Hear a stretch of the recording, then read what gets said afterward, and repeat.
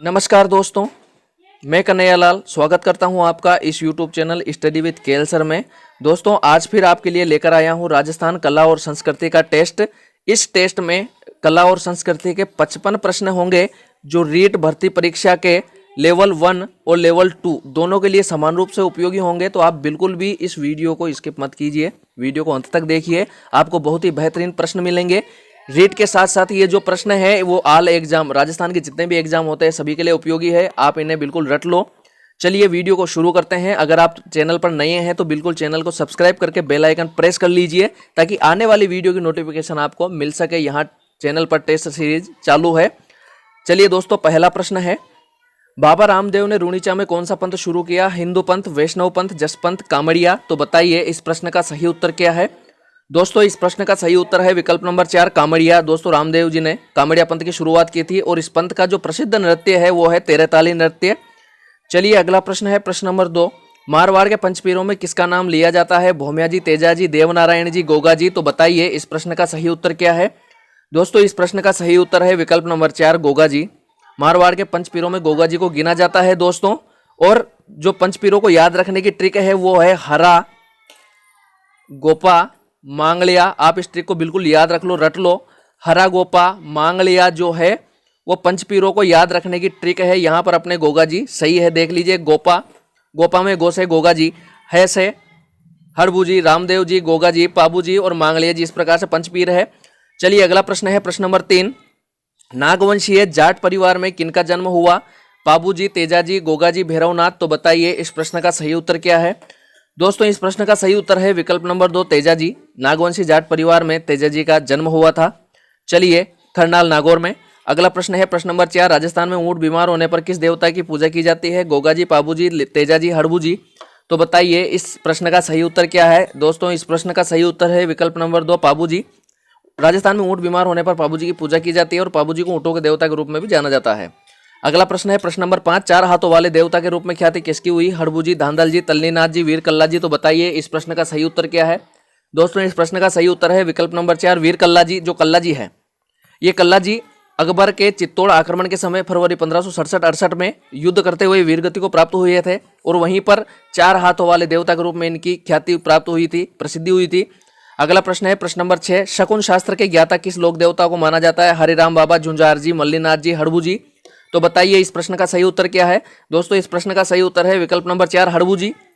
अगला प्रश्न है प्रश्न नंबर 7, भूरिया बाबा गौतमेश्वर को किस जाति का इष्टदेव माना जाता है? भील, मीणा, नाई, चारण? तो बताइए इस प्रश्न का सही उत्तर क्या है। दोस्तों, इस प्रश्न का सही उत्तर है विकल्प नंबर 2 मीणा। जो गौतमेश्वर है भूरिया बाबा, इनको मीणा जाति का इष्टदेव माना जाता है। अगला प्रश्न है प्रश्न नंबर 8, करौली के यदुवंशी राजवंश की कुलदेवी का नाम बताइए? जीण माता, करणी माता, केला देवी, शीतला माता? तो बताइए इस प्रश्न का सही उत्तर क्या है। दोस्तों, इस प्रश्न का सही उत्तर है विकल्प नंबर 3 केला देवी। जो केला देवी है करौली में ये यदुवंशी राजवंश की कुलदेवी मानी जाती है। अगला प्रश्न है प्रश्न नंबर 9, करणी माता का मंदिर कहाँ स्थित है? करौली, कोलायत, नोखा, देशनोक? तो बताइए इस प्रश्न का सही उत्तर क्या है। दोस्तों, इस प्रश्न का सही उत्तर है विकल्प नंबर 4 देशनोक। देशनोक जो बीकानेर में है वहां पर करणी माता का मंदिर स्थित है। अगला प्रश्न है प्रश्न नंबर 10, करणी माता मंदिर में सफेद चूहों को क्या कहते हैं? सुबा, कारा, काबा, काया? तो बताइए इस प्रश्न का सही उत्तर क्या है। दोस्तों, इस प्रश्न का सही उत्तर है विकल्प नंबर 3 काबा। जो करणी माता के सफेद चूहे पाए जाते हैं उनके मंदिर में, उनको काबा कहा जाता है। चलिए अगला प्रश्न है प्रश्न नंबर 11, ओसवालों की कुलदेवी का नाम बताइए? ओशिया माता है, सचियाई माता, बड़ली माता, करणी माता, जीण माता? तो बताइए इस प्रश्न का सही उत्तर क्या है। दोस्तों, इस प्रश्न का सही उत्तर है विकल्प नंबर 1 ओशिया या सचियाई माता। सचिया माता ओशिया जोधपुर में है और ये ओसवालों की कुलदेवी के रूप में जानी जाती है। अगला प्रश्न है प्रश्न नंबर 12, चारण देवियों की स्तुति को क्या कहते हैं? सतला, चरजा, चरखा, चरसी? तो बताइए इस प्रश्न का सही उत्तर क्या है। दोस्तों, इस प्रश्न का सही उत्तर है विकल्प नंबर 2 चरजा। चारण देवियों की स्तुति को चरजा कहा जाता है। अगला प्रश्न है प्रश्न नंबर 13, राजसमंद झील की पाल पर किस देवी का मंदिर स्थित है? आवक माता, जीण माता, घेवर माता, करणी माता? तो बताइए इस प्रश्न का सही उत्तर क्या है। दोस्तों, इस प्रश्न का सही उत्तर है विकल्प नंबर 3 घेवर माता। घेवर माता जो है राजसमंद में इनका मंदिर स्थित है, राजसमंद की पाल पर। यहाँ पर विकल्प नंबर 3 अपना सही है। अगला प्रश्न है प्रश्न नंबर 14, किस देवी का वाहन गधा तथा पुजारी कुमार जाति का होता है? घेवर माता, जिलानी माता, शीतला माता, बड़ली माता? तो बताइए इस प्रश्न का सही उत्तर क्या है। दोस्तों, इस प्रश्न का सही उत्तर है विकल्प नंबर 3 शीतला माता। जो शीतला माता है इनका वाहन गधा और पुजारी कुमार होता है। इनका मंदिर जयपुर में स्थित है। अगला प्रश्न है प्रश्न नंबर 15, शिरवी जाति के क्षत्रियों की कुलदेवी किसे माना जाता है? नारायणी माता, घेवर माता, आई माता, भदाना माता। तो बताइए इस प्रश्न का सही उत्तर क्या है? दोस्तों इस प्रश्न का सही उत्तर है विकल्प नंबर 3, आई माता। जो आई माता है बिलड़ा जोधपुर में, इनको शिरवी जाति के क्षत्रियों की कुलदेवी माना जाता है। चलिए अगला प्रश्न है प्रश्न नंबर 16, मूठ की चपेट में आए व्यक्ति को मौत के मुंह से कौन सी लोकदेवी बचाती है? जिलानी माता, नारायणी माता, आई माता, भदाना माता। तो बताइए इस प्रश्न का सही उत्तर क्या है? दोस्तों इस प्रश्न का सही उत्तर है विकल्प नंबर 4, भदाना माता। जो भदाना माता है कोटा में, यहाँ पर मूठ से पीड़ित व्यक्ति का इलाज होता है। अगला प्रश्न है प्रश्न नंबर 17, संत जामोजी का जन्म नागौर जिले के किस कस्बे में हुआ? पिपार, पीलवा, बूढ़सू, बिपासर। तो बताइए इस प्रश्न का सही उत्तर क्या है? दोस्तों इस प्रश्न का सही उत्तर है विकल्प नंबर 4, पिपासर। पिपासर नागौर में संत जामोजी का जन्म हुआ था। इन्होंने जसनाती संप्रदाय की स्थापना की थी।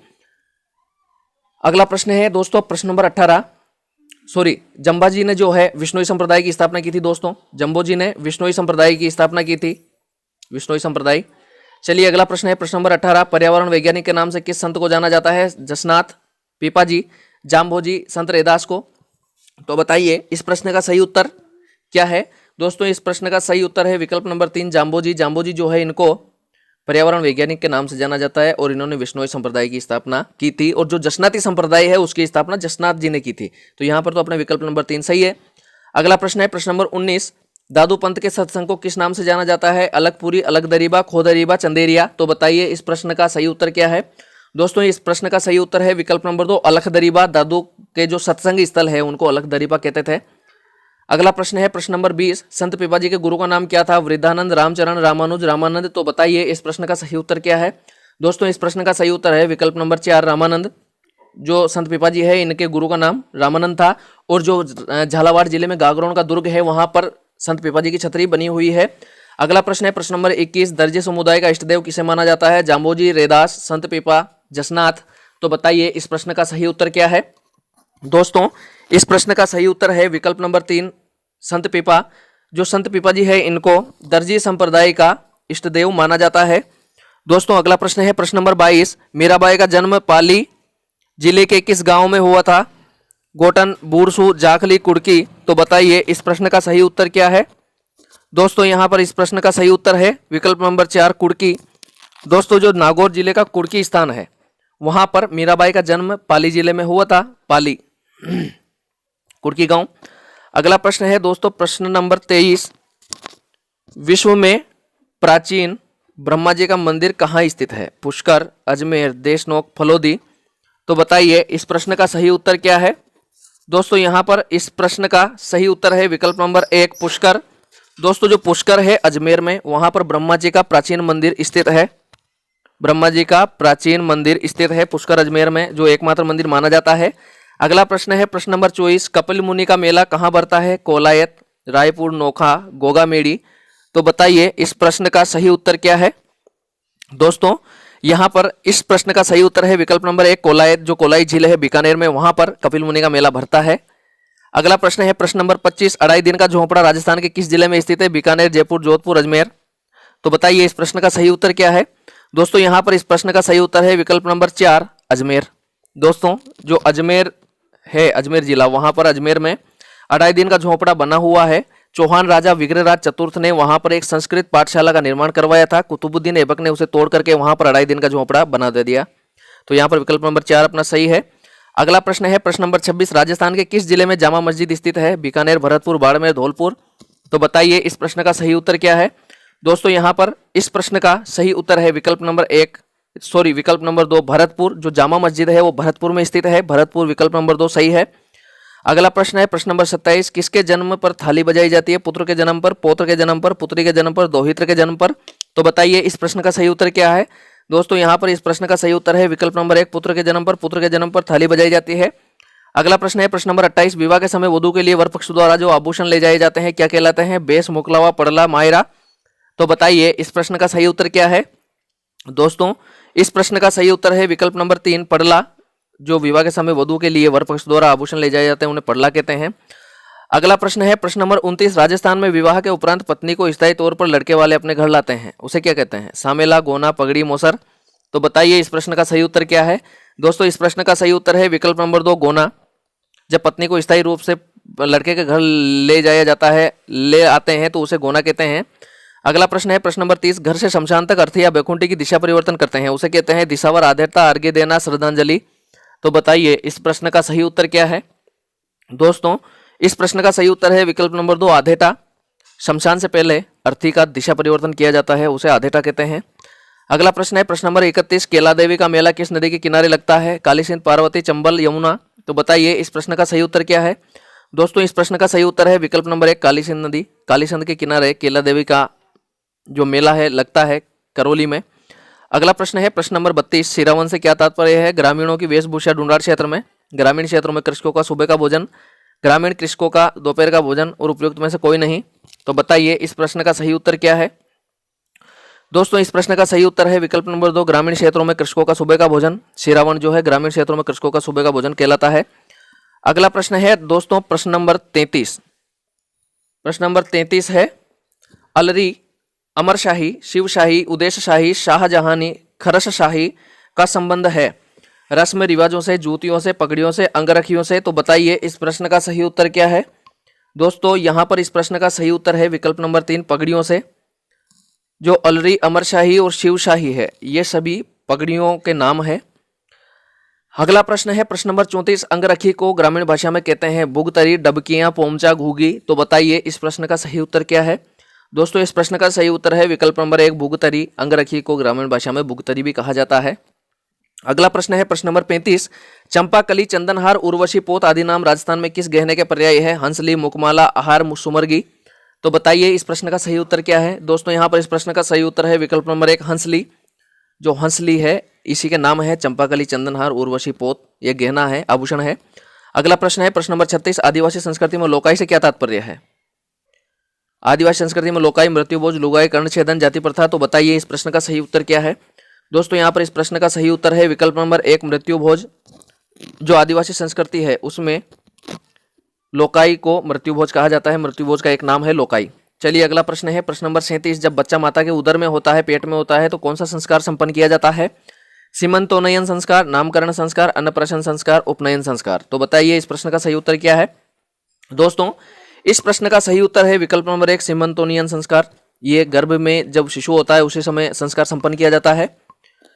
दोस्तों नामकरण, बच्चे का नामकरण किया जाता है तब होता है। उपनयन जब उसे प्रथम बार गुरु के समीप ले जाया जाता है तब होता है। और अन्नप्राशन पहली बार उसको भोजन करवाया जाता है तब होता है, जबकि यह गर्भस्थ शिशु का संस्कार है। तो यहाँ पर विकल्प नंबर 1 अपना सही है। चलिए अगला प्रश्न है प्रश्न नंबर 38, गोखरू आभूषण पहना जाता है कमर में, हाथ में, शीश पर, पैर पर। तो बताइए इस प्रश्न का सही उत्तर क्या है। दोस्तों इस प्रश्न का सही उत्तर है विकल्प नंबर 2, हाथ में। गोखरू आभूषण हाथ में पहना जाता है। अगला प्रश्न है प्रश्न नंबर 39, पुरुषों द्वारा कान में पहना जाने वाला जेवर कहलाता है लुमझुम, मुर्किया, तिमड़िया, कर्णफूल। तो बताइए इस प्रश्न का सही उत्तर क्या है। दोस्तों इस प्रश्न का सही उत्तर है विकल्प नंबर 2, मुर्किया। जो मुर्किया है पुरुषों द्वारा कानों में पहनी जाती है। अगला प्रश्न है प्रश्न नंबर 40, निम्नलिखित में से कौन सा आभूषण स्त्रियां सिर पर काम में नहीं लेती, झुमका, मांग टीका, बोरला, सांकली। तो बताइए इस प्रश्न का सही उत्तर क्या है। दोस्तों इस प्रश्न का सही उत्तर है विकल्प नंबर 1, झुमका। जो झुमका है वो कानों में पहना जाता है, जबकि मांग टीका, बोरला, सांकली ये सभी माथे पर पहने जाते हैं। अगला प्रश्न है प्रश्न नंबर 50, केसरियानाथ जी का मेला किस स्थान पर भरता है, शिवाड़, धुलेव, रेवासा, नागौर। तो बताइए इस प्रश्न का सही उत्तर क्या है। दोस्तों इस प्रश्न का सही उत्तर है विकल्प नंबर 2, धुलेव। दोस्तों जो धुलेव है उदयपुर में, वहां पर केसरियानाथ जी का मेला भरता है।